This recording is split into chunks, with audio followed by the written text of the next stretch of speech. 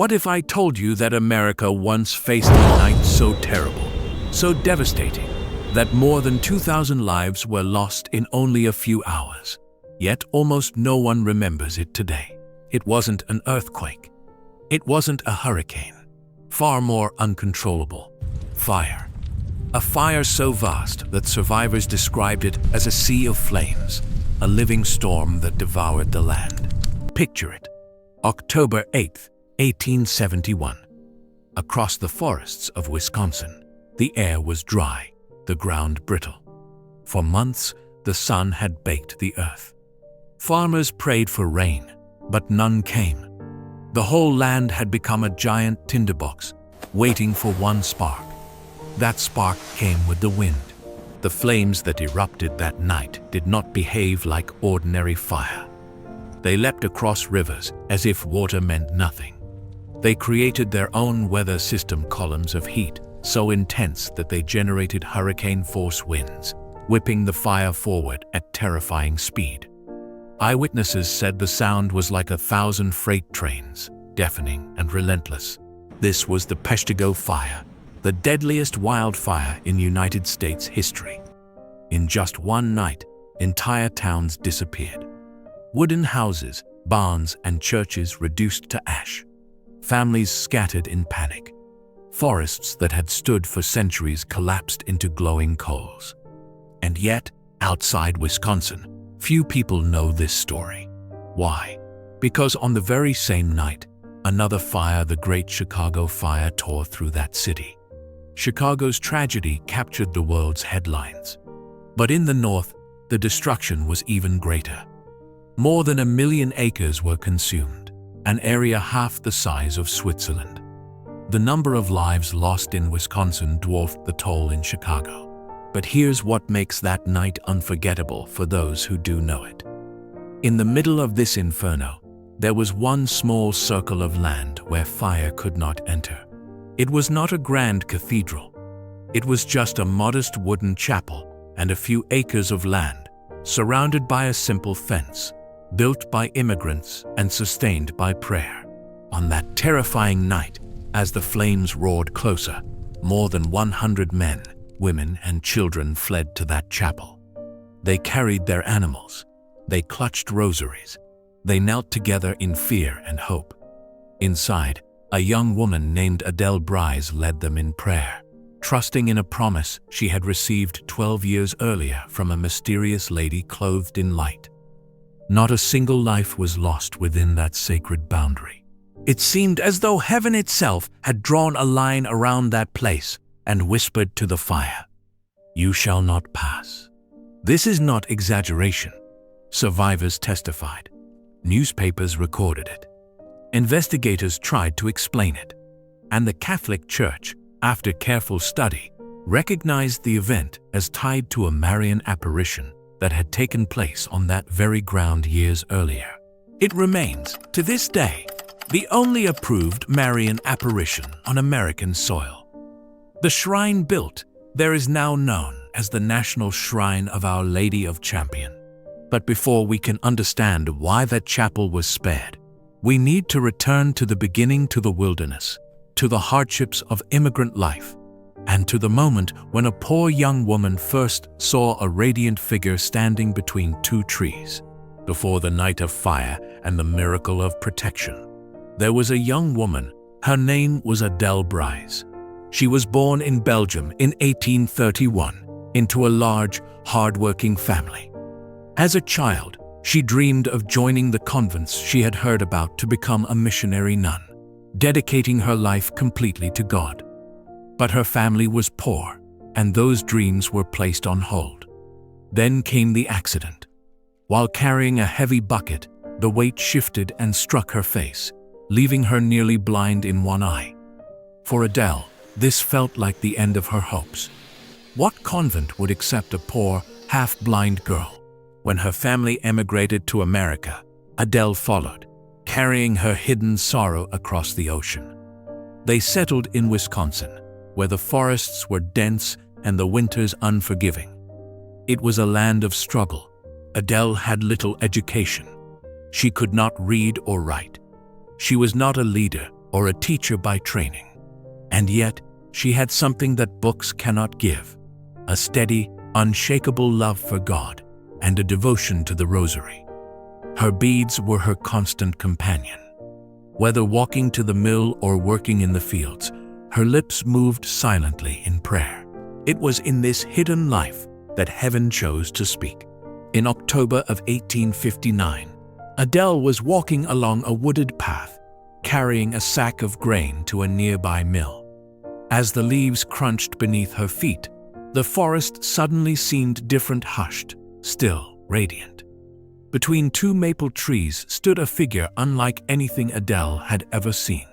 The woman was clothed in dazzling white, brighter than freshly fallen snow under the morning sun.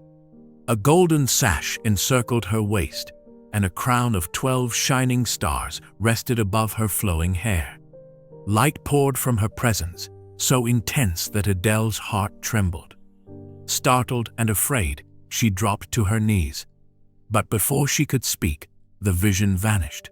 Days later, the same thing happened again. The figure appeared, radiant, silent, enveloped in light. Once more, Adele froze in awe. Once more, the lady disappeared. By the third time, Adele's fear gave way to courage. She prepared herself by going to confession, strengthening her soul. She brought 2 companions with her for support. And once again, as she walked the same familiar path, the vision appeared. The lady stood between the trees, as if waiting for her. Summoning her strength, Adele asked the question that had burned inside her heart. "In God's name, who are you, and what do you want of me?" The woman's voice was unlike anything Adele had ever heard. It was gentle but commanding, like music, and yet full of authority. "I am the Queen of Heaven, who prays for the conversion of sinners, and I wish you to do the same." Adele's eyes filled with tears. She felt the weight of her limitations pressing on her. "What can I do, dear lady? I am ignorant. I do not know how to teach." The Virgin's reply was simple, but unforgettable. "Teach the children their catechism. Teach them how to make the sign of the cross. Teach them how to receive the sacraments. That is what I wish you to do. Go, and fear nothing. I will help you." Those words cut through all her doubts.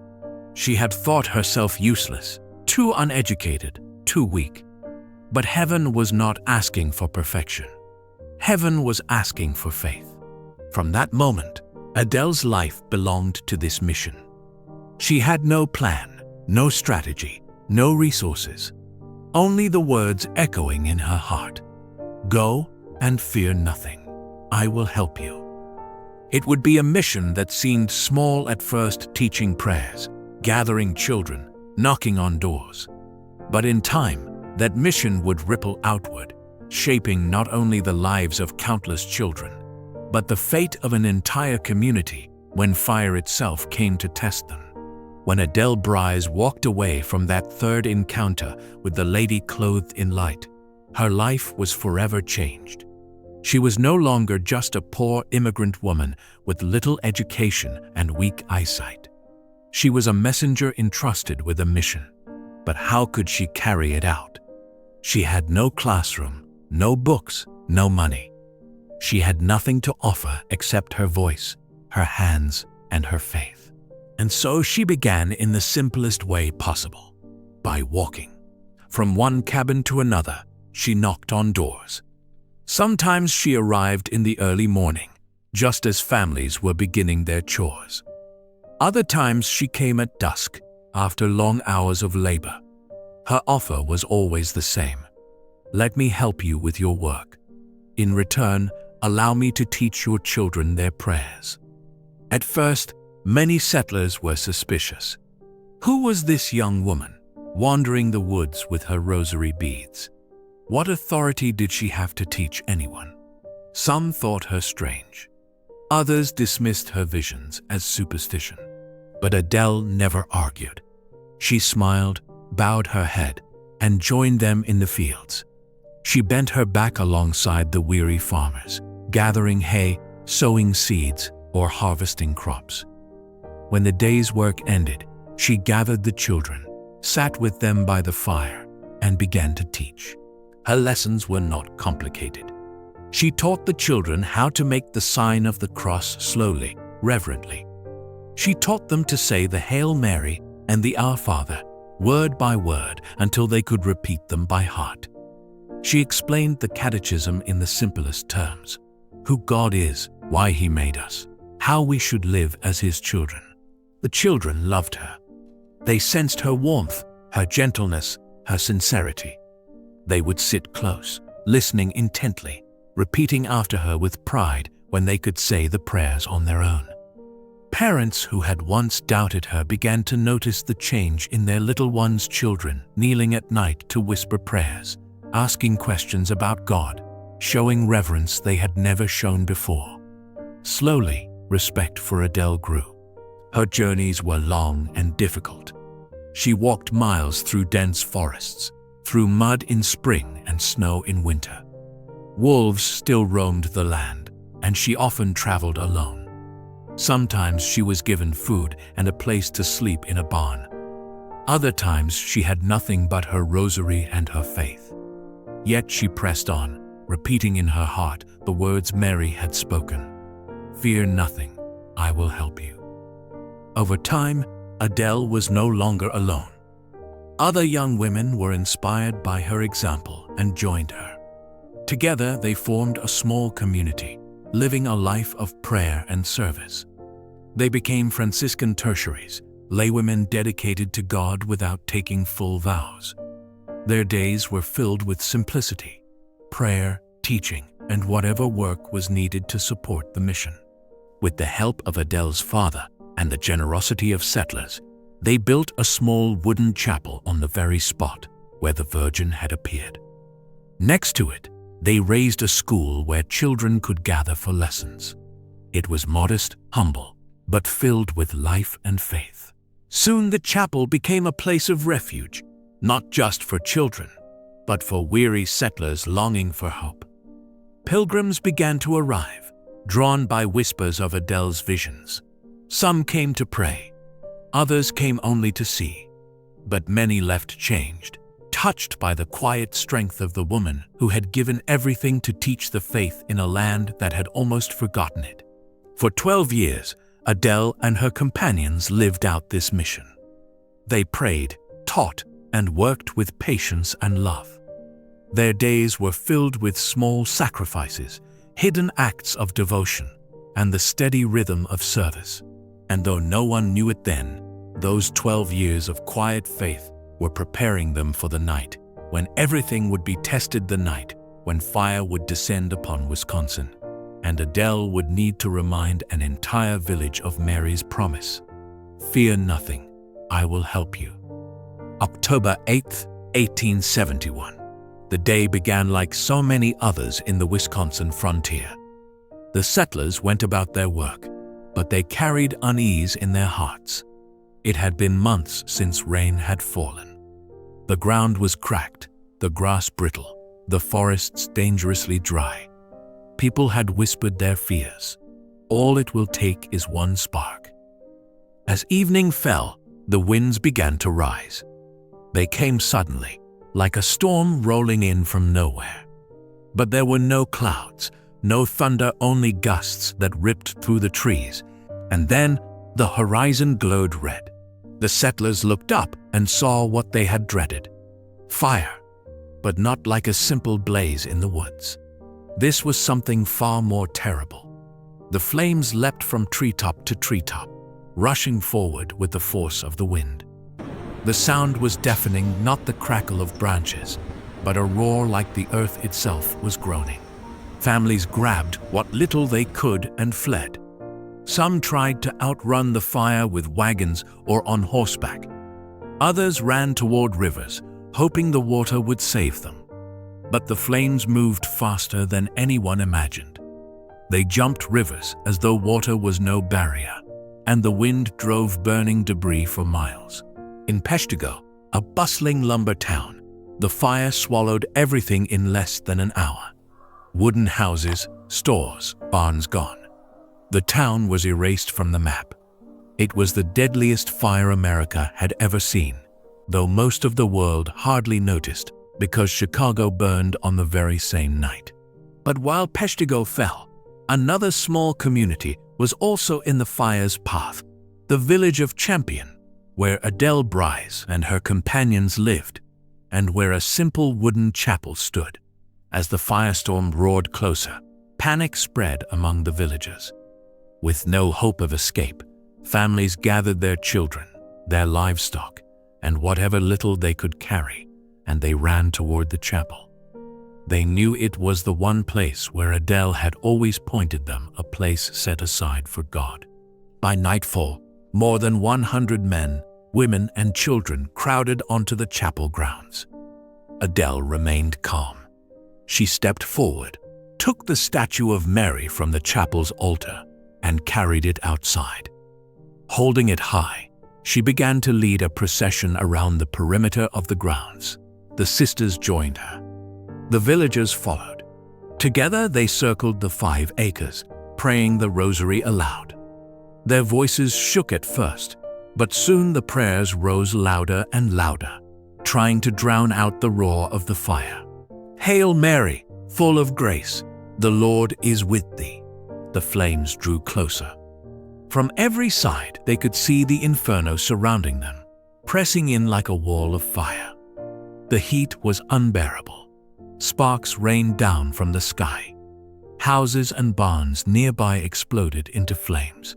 Still they prayed, "Blessed is the fruit of thy womb, Jesus." The hours dragged on. All through the night, they walked and knelt and prayed. Their voices, hoarse and trembling, never stopped. Some clutched their rosaries until their knuckles turned white. Others clung to their children and whispered the prayers into their ears. And then silence. When dawn broke, the people rose to their feet and looked around in awe. Everywhere beyond the chapel grounds lay devastation. The once green fields were blackened. The forests were gone. Homes and farms had been reduced to ashes.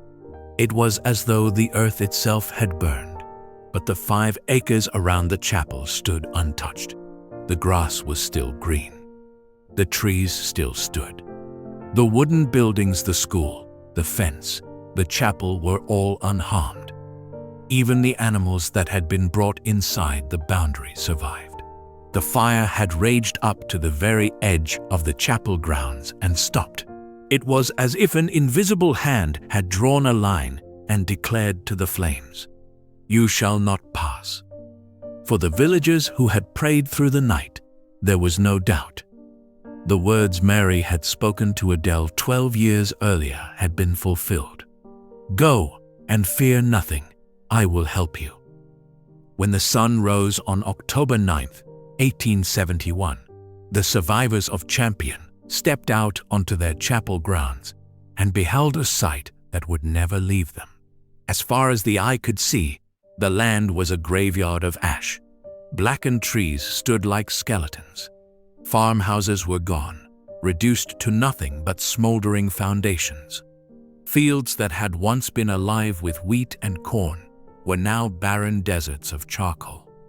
Even the soil itself seemed to have burned. But within the 5 acres of the chapel grounds, life remained. The grass was green. The trees were whole. The wooden fence, scorched on the outside, was intact within. The chapel and school stood untouched, their timbers unharmed. The statue of Mary, carried in the procession through the night, was still radiant in the morning light. And every soul who had taken refuge there, men, women, children, and even animals, was alive. The people wept with gratitude. Some fell to their knees, kissing the ground. Others embraced their families with tears streaming down their faces. They had not survived because of their own strength or cleverness. They believed they had survived because of prayer, because of trust, because of a promise made 12 years earlier. "Go and fear nothing, I will help you." News of the miracle spread like wildfire this time, not a fire of destruction, but of hope. Survivors who had lost everything traveled to see the untouched sanctuary with their own eyes. They stood at the sharp boundary where the fire had stopped, shaking their heads in silence.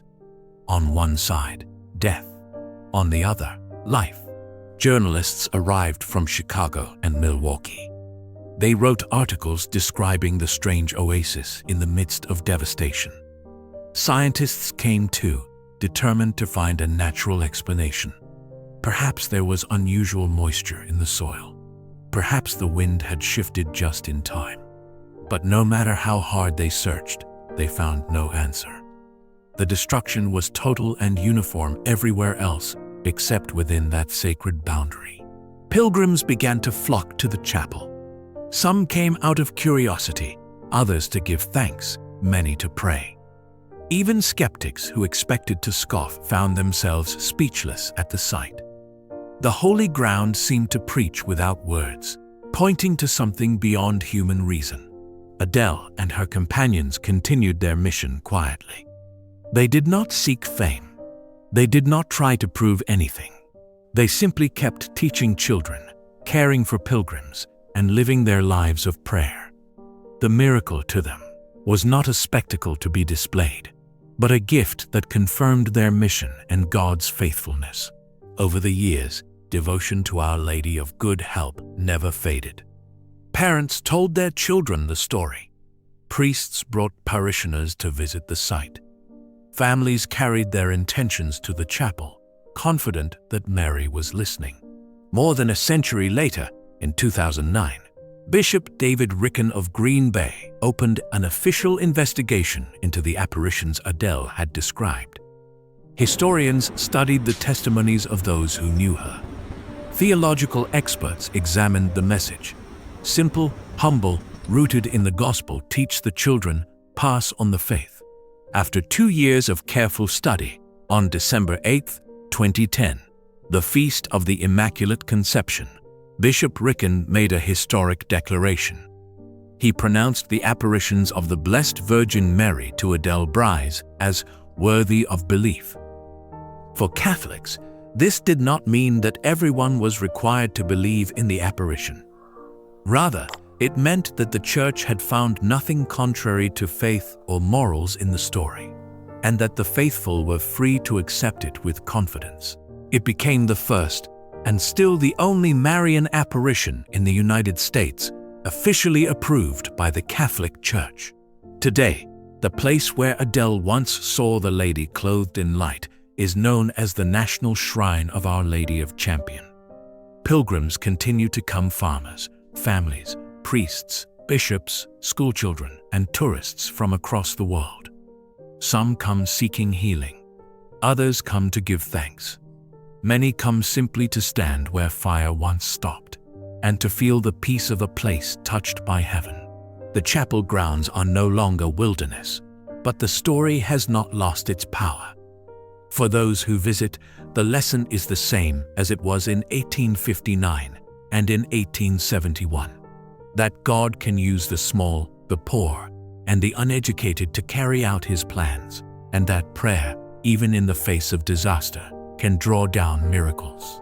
The story of Our Lady of Champion is more than a page of history. It is a living message, one that speaks to us as urgently today as it did in the forests of 19th century Wisconsin. Think about it. Mary did not appear to kings or scholars, but to a poor, nearly blind immigrant woman who could not even read or write. She did not come with dramatic prophecies or cosmic secrets. She came with a mission so simple and yet so essential that it could shape generations. Teach the children their faith. Teach them how to make the sign of the cross. Teach them how to receive the sacraments. Go and fear nothing. I will help you. At first glance, the message might seem too small, too ordinary.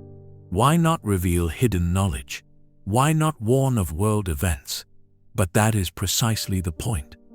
Heaven was not asking Adele to change the world with grand speeches or political influence. Heaven was asking her to do the hidden, daily work that truly transforms souls, to pass on the faith to the next generation. And when fire itself threatened to erase everything, Mary's promise proved true. Those who prayed, those who trusted, those who clung to her words, they were spared. Now, more than 150 years later, we face fires of a different kind. Not firestorms that consume forests, but fires that consume faith. Look around our world today. In many places, children grow up without prayer. Families eat together in silence, their eyes fixed on glowing screens. Schools often ignore God entirely, or even teach against Him.